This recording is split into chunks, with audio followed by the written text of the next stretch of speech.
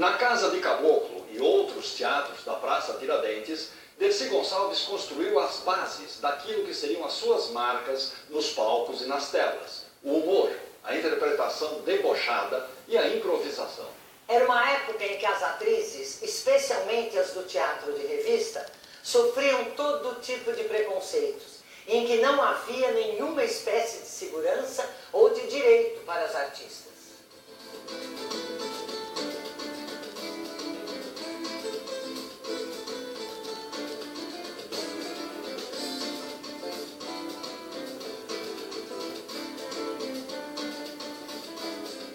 Se você perguntar se uma mocinha, que está começando a carreira na Praça Tiradentes e é cantora, e ela vai ter fica tuberculosa, e perde a voz e não pode mais cantar, e vai vender joia, e nem perfume, e depois vai se recuperando. Como é o nome disso? É sorte?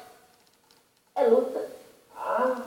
É luta, um pouco de sorte também, talvez, né?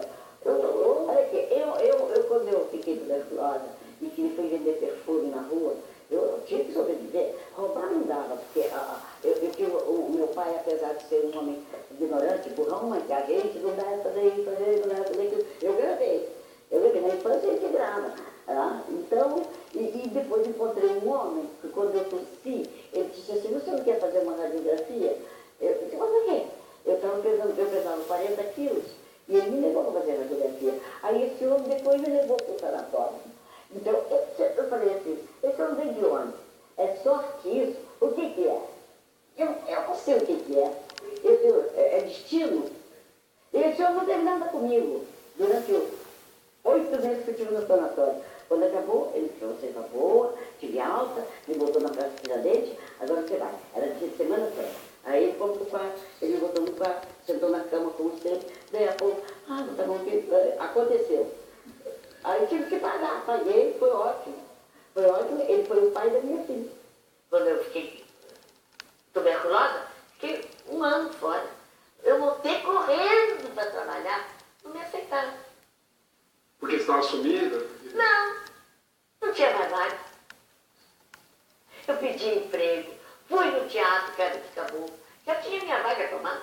Eu não tinha dinheiro para comprar leite para minha filha. Fiz perfume, comprei vidro nas cores do branco e comprei essência e fui fazer para bater nas portas dos edifícios para vender.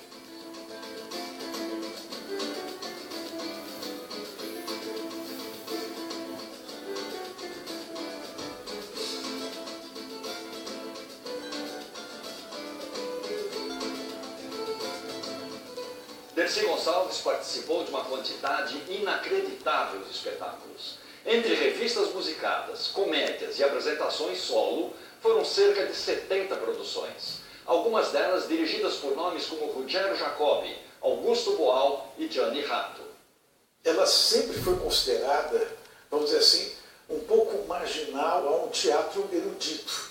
Não é? Ela não participou disso. Eu não aprendi nada com ninguém. Sou analfabeta de pai e mãe. Tinha uma escola de 3º ano primário. Eu não passei. Ela perguntou: o outro do joelho, como é que chama? Eu falei: clavícula. Você vê. Você vê como é o que eu fizer. Desde que ela saiu de Madalena, ela teve que enfrentar um mundo difícil. Então, essa irreverência da Dercy certamente se deve ao protesto. Quer dizer, ela tornou-se anárquica e irreverente para protestar contra o mundo. Em cena, na verdade, eu tive foi uma aula extraordinária de comédia, de tempo de comédia, de sensibilidade, de inteligência, de como lidar com o público. Se você colocar ela numa superprodução com 80 bailarinos em volta, etc., ela vai brilhar. Mas se você tiver um palco pobrezinho, com a cortina no fundo e a Dercy ali, parece que você está vendo uma superprodução. Quer dizer, ela é o teatro em si, ela é vida. A comunicabilidade, a comunicação dela com a plateia é uma coisa que ninguém, não tem escola. Não adianta você querer fazer curso, você não vai aprender. Aquilo que a Dercy tem é imediato. Ela dava deixa, eu dava réplica, mas dava no tempo errado, ela gritava comigo, ela para! Ficava branco gelado. Tomava aquele susto e ela dizia, agora. Então ela ia me ensinando em cena, quer dizer, eu tive esse bastão passado por ela para mim em cena. Isso é muito comovente. Eu achava fascinante ver a minha mãe nos números musicais. Eu me lembro um que ela descia de Índia Branca, assim com o corpo de fora. Eu achava aquilo lindo, a minha mãe uma princesa, descendo aquelas escadarias do Teatro Revista. Em 1943, Dercy estreia no cinema com Samba em Berlim, dirigida por Luiz de Barros. A partir daí, ela estaria presente em 25 filmes. Muitos deles se tornaram grandes sucessos de público e lotaram os cinemas de todo o país. Ai, ai, ai, vai bem! Deixa ai, ai, ai, como está? Ai, ai, ai, vai bem! Não me toque na ai, ai, ai! Ih, ai, ai, ai, vai bem! Deixa ai, ai, ai, como está? Ai, ai, ai, vai bem! Não me toque na ai, ai, ai! Olha, sem sombra de dúvida, a Dercy Gonçalves foi a mais popular comediante do cinema brasileiro, especialmente entre os anos de 1950 e de 1960. É impossível comentar todos os filmes da Dercy, porque ela realizou quase 30. No entanto, vamos destacar alguns dos mais conhecidos. Um desses, aliás, é um dos filmes, um dos poucos, em que ela trabalhava apenas como coadjuvante, sem ser protagonista. Que isso, Zé Domingos? Dá uma folga na minha filha, pelo menos para dar o telefone. Pra que, dona Vera? Não fala com as mãos? É isso mesmo, mamãe. Deixa de brincar igual Zé. Ah, só de noivado tem 10 anos. E se aproveita disso para vir assistir a televisão e não pagar os 5 cruzeiros como os outros pagam. Esse filme, absolutamente certo, foi dirigido por Anselmo Duarte em 1957, com um elenco cheio de grandes nomes de época e cantores, músicos de sucesso. Só que, curiosidade, o Anselmo Duarte e a Dercy não se entenderam muito bem durante as filmagens. E os dois chegaram a brigar e mesmo passaram a não se falar. Então, o assistente de direção, que era o Glauco Mirko Laurelli, recebia as ordens do Anselmo e depois passava o que devia ser feito para a Dercy. Mas o filme foi bem e até hoje pode ser visto com grande interesse. Tá no quinto do inferno. Toneco, pronto, vem pra frente.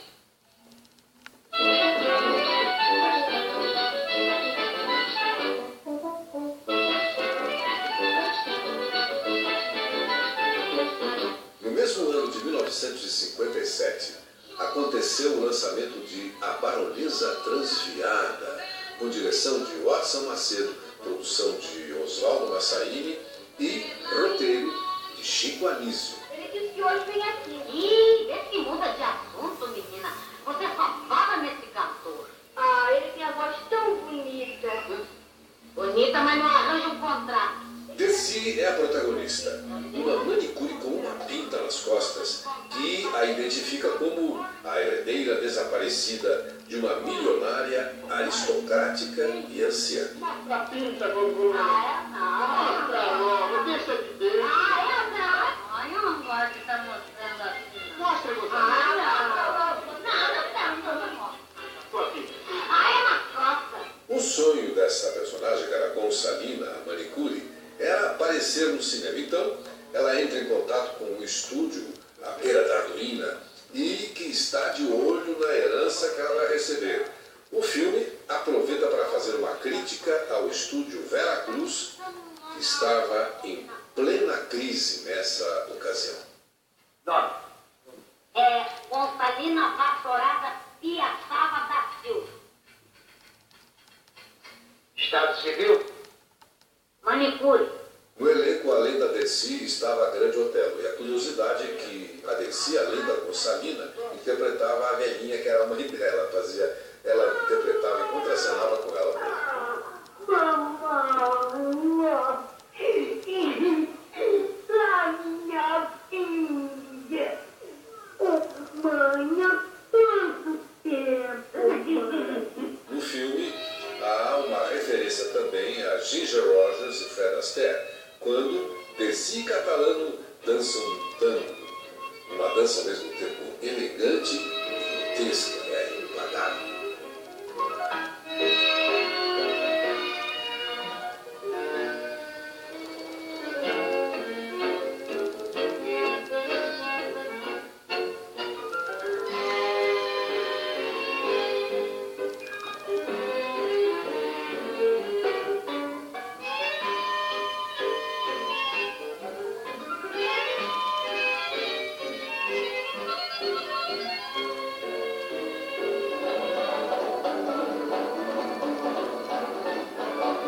cena final, Dercy enlouquece. Ela faz um número de rock and roll com direito à quebra, à destruição de uma guitarra.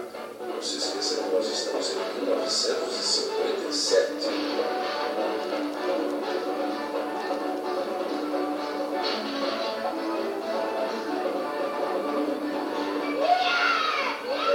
Poucos meses depois de A Baronesa Transviada, em 1958, é lançado o filme Uma Certa Lucrécia. Mas, amigo Crépia, eu estou achando que não vai dar jeito de... Ah, dá jeito sim, Madame Trejoli. A senhora vai ver. A senhora vai poder andar?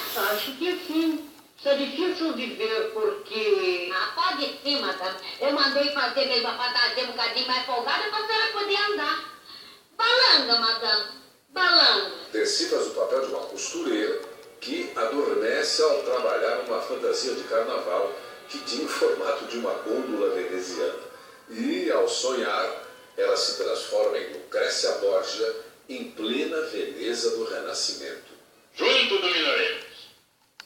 Lucrécia nos uniu. Eu estarei sempre ao vosso lado. Faço votos para que esta união dure para sempre. Uma frase. Em 1958, inclusive, acontece também o mais importante trabalho da Dercy Gonçalves no cinema, que é A Grande Vedete. Por quê? Porque é um papel ao mesmo tempo cômico e dramático.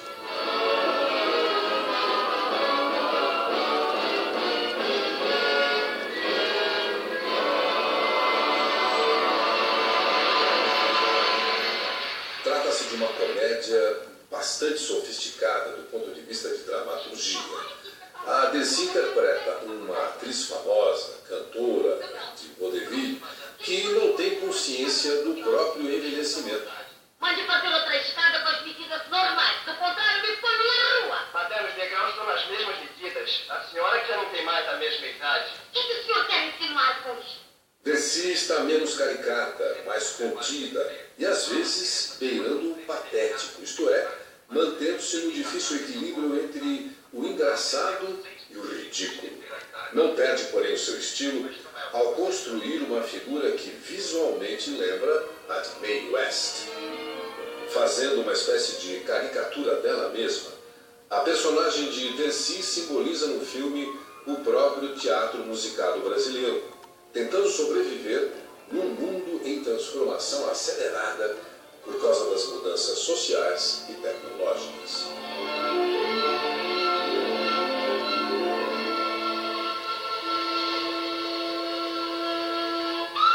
No período de apenas 7 anos foram lançados 14 filmes com Dercy Gonçalves, o que dá a exata medida da popularidade, do sucesso que essa atriz fazia no cinema. Ah, que saudade que tenho da aurora da minha vida, da minha infância querida que os anos não trazem mais. Que amor, que sonho, que sonho.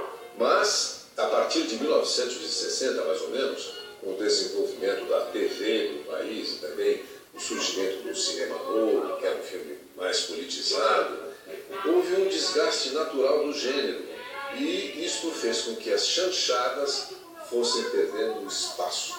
Dercy faria ainda uma última tentativa em 1970, uma comédia que ela coproduziu com Oswaldo Massaini, que era Se Meu Dólar Falasse, onde ela atuava ao lado de Grande Otelo e outros artistas da televisão. Mas os tempos tinham mudado. Sem dúvida alguma, Dercy Gonçalves faz parte daquela constelação de astros e estrelas que entraram para a história como grandes representantes de um dos períodos mais produtivos e criativos do cinema nacional, com o seu humor de fácil comunicação e sempre voltado ao entretenimento da massa. Nem sempre a crítica apreciava, mas se o filme era com Dercy, as plateias eram imensas e as bilheterias davam resultado. Eu pego meu tamanquinho, maneirando, maneirando, pego lá devagarinho. Ô, pega, devagar você não dá. Ô, pega, devagar você não dá. Na cadeira, vai na frente. Ai,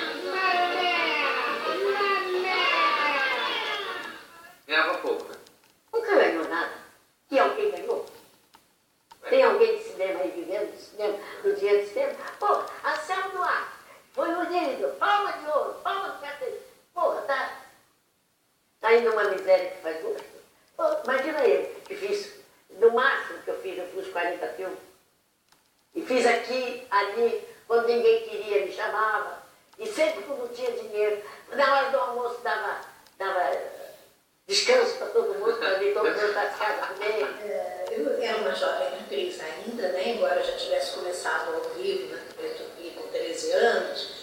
Mas por volta dos 18 anos eu fiz um filme longa-metragem com a Dercy Gonçalves, Minervina Vem Aí. E foi extremamente legal conhecê-la, porque ela já era muito famosa como uma pessoa desbocada, uma pessoa que falava palavrão e tal, e fazia muito sucesso no teatro, mas eu ainda não tinha atividade ou permissão para assistir uma peça da Dercy. Mas fui trabalhar com ela, uma colega deliciosa, uma pessoa muito tranquila, e a gente teve muita cena contracenando, porque ela era empregada da casa, eu era a filha da casa, e ela ajudava no meu namoro com o mocinho da história, e a gente teve muitas cenas. Ô, Nini, a tua tia tá te chamando. Chamando pra quê? Eu sei lá, e quem é que sabe o que tá se passando na cabeça da dona Nini? Eu já... Direção de Eurides Ramos, com grandes atores de comédia da época, e com a Dercy, muito tranquila, e era muito gostoso contracenar com ela. Fora de cena também, ela tinha um comportamento assim, até meio tímido, era engraçado isso, que era bem diferente da persona dela no teatro. Por falar em boate, se vocês quiserem, eu posso me petecar toda, meter um permanente em mim, e nós vamos fazer uma visita ao seu Alberto lá na boate. Vamos? Boa ideia. Minervina, o que é isso, Minervina? Eu tenho que ir, Alberto. Amanhã eu falo com você. Vamos, Minervina? Mas no dia a dia, no jantar, raramente se ouve um palavrão da Dercy. Mas muito raramente. Eu já viajei com ela, tudo. Então, quer dizer, ela usa o palavrão como uma arma profissional. As coisas que eu vou engraçadas pra mim. Se o povo dá uma gargalhada, eu não me abri. Se ela fica sem falar um palavrão, as pessoas até pedem pra ela falar um palavrão. As pessoas que provocam. Fala um palavrão aí, Dercy. Dercy, fala um palavrão lá pra puta que pariu. Ele mora de rir. Ele mora de rir, pô. Tô aqui, mãe, ele quer rir. Eu não faço. Ele quer rir. Porque pra ele brincar comigo, ele me gritar, Dercy, fala. Eu falo. Isso é palavrão? Você se desmancha em gargalhada? Não é palavrão. Ela trata de igual para igual, sem dar a menor atenção à plateia, dando esporro. Já vi o cara falar no teatro, fala alto, ela parar o espetáculo e fala, escuta aqui, ó, para você lavar a orelha, tirar a cera do ouvido, porque pô, eu tenho 60 anos que eu ganho a vida aqui e nunca ninguém deixou de me escutar. Você que ou deve ser burro, ou tá surdo, ou então tá com a orelha suja, a plateia caía na gargalhada. Eu não acho que eu falo palavrão, porque palavrão para mim é fome, é miséria, é corrupção. Agora, vai tomar... Para mim isso não é palavrão. Eu quero que vocês riam, porque quando riem, eu sei que estão me reprovando. E eu não gosto de ser reprovada, já fui muito reprovada a vida toda.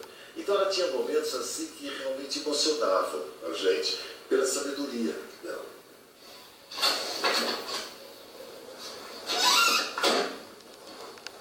O que você está fazendo aqui? Ih, caralho.